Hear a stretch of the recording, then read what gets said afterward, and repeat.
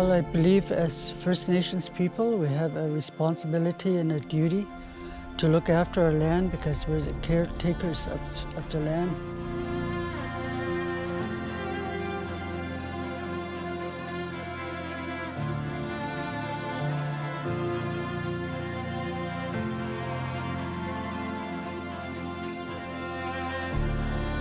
This responsibility was given to us by the Creator.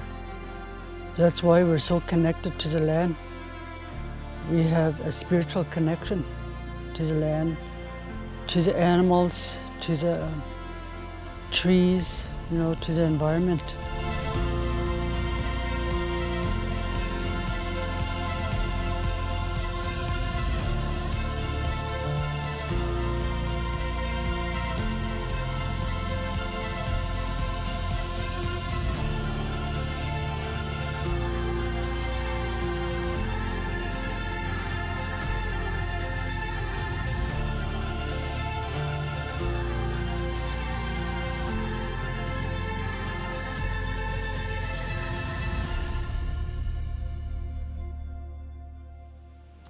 I remember when I was younger, Dad would tell us stories about how him and Uncle John and some of the elders like Uncle David Dick and all the other elders, Francis Megan and our people from the Pelly Banks, Francis Lake area, they would walk from Francis Lake over these mountains, go over to Nahanni and Mackenzie, and they travel all over the place over there, hunting and fishing and trapping. And they traveled through these mountains, over the mountains. So these mountains, they're very sacred to us.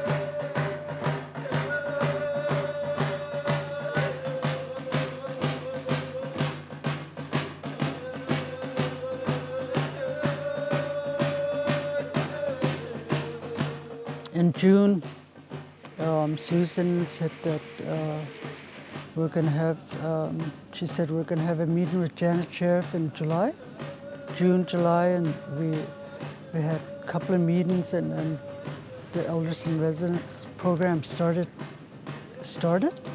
and 5 elders, 2 elders from Watson Lake, 2 elders from Ross River, would stay at the camp there for 5 days. The retreat was a result of the Elders and Residents program, which was about getting to know each other and building a relationship before we get to the point where we have to get seriously negotiating agreements. The First Nation has the big picture. You're always watching for all the uses of the land. So, we have a very small world view, but you have a very big world view. And so a lot of times you have to really tell us how we have to conduct ourselves. And if we're stepping over the line, one of the things that we did when we started, as mentioned before, we built a prayer circle on the top of the mountain, and then we left it there. And I had a geologist join us last year, and he thought I was crazy. He said, Janet, you don't build prayer circles, you pray you don't find them. And I said, oh, no, that's our source of strength. We leave it there. We're working in the Kaska homeland. And I think homeland really says a lot. It's been their home for centuries. And we're the new kid on the block, and they've welcomed us here. And but we have to remember that we've been here for minutes in the big picture, even though it's been a number of years that we've been working here. And they've had their entire history here. Over many, many generations and centuries. And So, you know, it really just, I keep coming back to the same word, respect and learn. You learn and you respect, and then it makes it a whole lot easier to work together. And to me, this land is sacred, and we got to treat it as sacred. We got to keep it clean, and we can't harvest more than we can use. That's how I was raised, and what we have, we always share. I remember in Liard long ago, when somebody killed moose, they come back to the village and get all the single women first. They go get it. And then old people, if they don't have relatives, they're included. And that's how we did. We take care of the land, we took care of our people that way. Now, you were talking about this mining. Is it going to be helpful for our nation? I think it will. It could happen that way. As long as there's an understanding that when we first get into this kind of stuff, that it's done right, not stepping over everybody's feet and saying, hey, this is how it's done.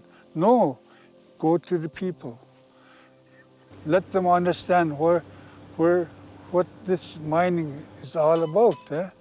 You have to go back down to the grassroots, to the little guys. So this is our land. It's up to us to protect it and put rules in place. It's not up to YTG or anybody.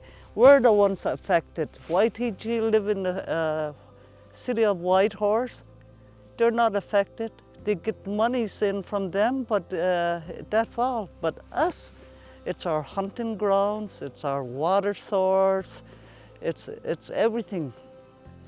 We as Kaska Nation are strong people, and we have to defend and make sure everything is properly run, like our forefathers and grandpas and all the old elders that so proudly held for us.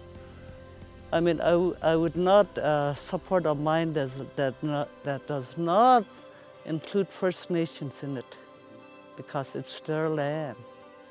And before they're left with the mess. Look at Cassiar, look at Cantong, look at Farrell. They should have an agreement in place, not only with the government, but First Nation, that they will clean up, you know? And they should mine in such a way that it can go back naturally.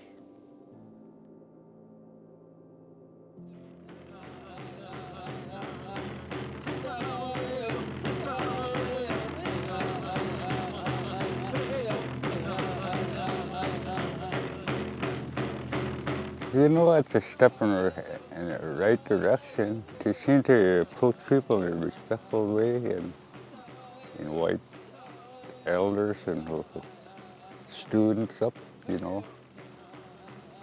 It's like a culture exchange. They should have done that in every mine. Get to know the people. And that's where, like I say, just like the land, get to know some respect, show it. Unfortunately, the mining industry's got a pretty poor legacy in terms of community relations, and you know, has earned a lot of, I don't know, certainly not held in high regard for its last century of action. And you know, hopefully ourselves and some of our colleagues in the industry are changing that and trying to pave a way forward for the future. Since I've been up here, I've always said that, you know, if a project's not good enough for everyone prospers, then it shouldn't be done.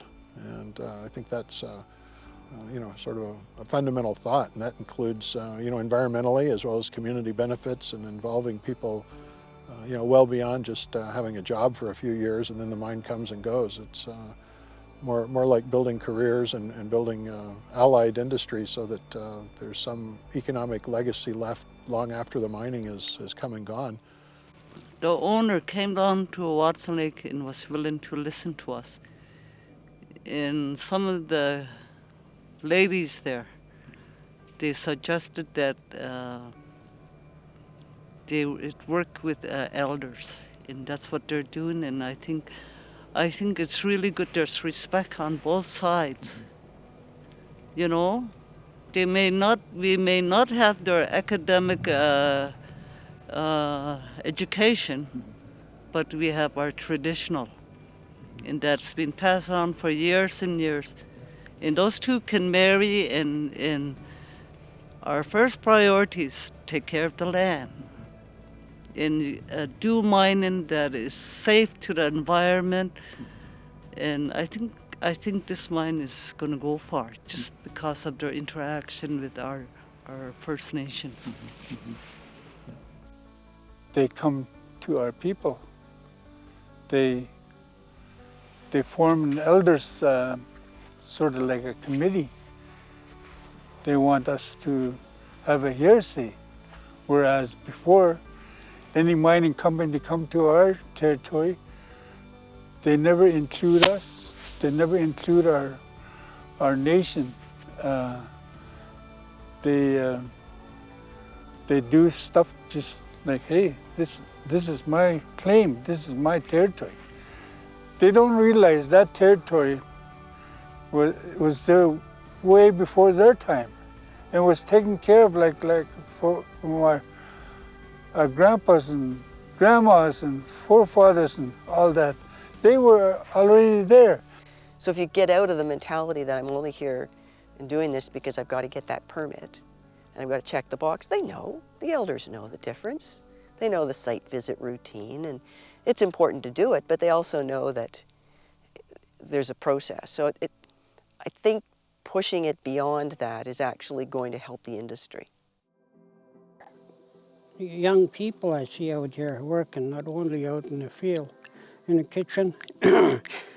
And in our heyday, way back when, we didn't have work like this. There was no, we heard about mining, but jobs were scarce, you know. It was hard to get a job. But now you see the young people working, it makes me feel good. It gives them a little step forward, you know. And that way when they're done working here, or whenever the thing wraps up, they'll be ready. If they go out to other places like BC or NWT or wherever, they got the training here and they're ready for it. When they got the chance, the opportunity, they'll fit right in. It's good at least that 3 aces they seem to understand it. I never seen that done in a mine before. At least they got they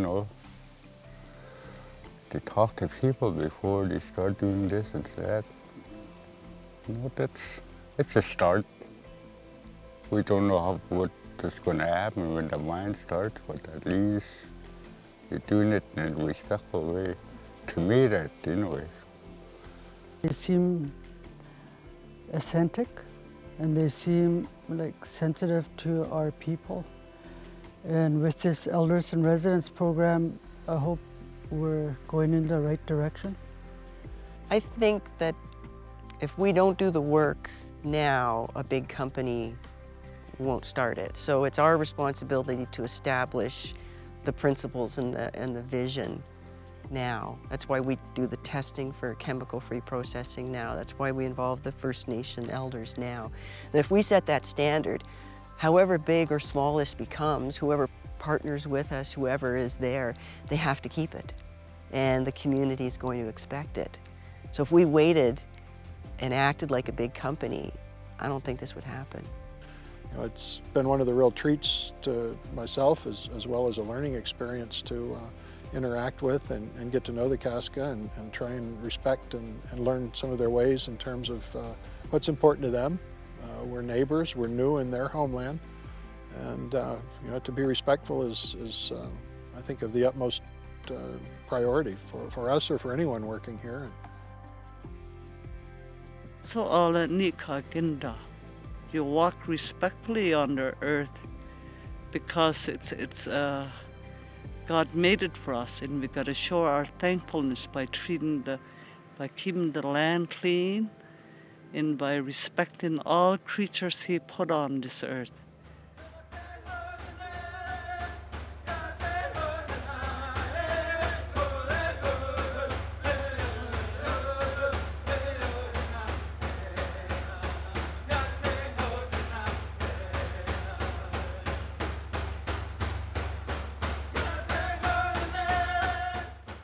The Elders Retreat we just finished was held at 3 Aces. There was about 80 people there, and it was about 55 of them were elders, some youth and staff. And it came out of the Elders in Residence program, where elders live and work alongside with us every week at camp. And you don't bring them in for a site visit, you bring them in to see how we are every day and get to know us.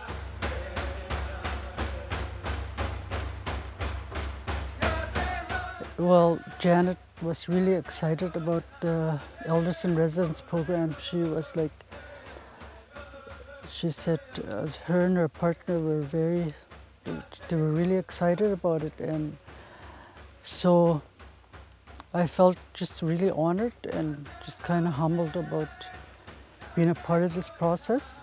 And I think like it's so wonderful to see our people back together again, talking and sharing stories, and you know, it's just kind of awesome, like, you know. And I just feel kind of emotional, and I'm just thinking like this is just the beginning, the start of something good, you know.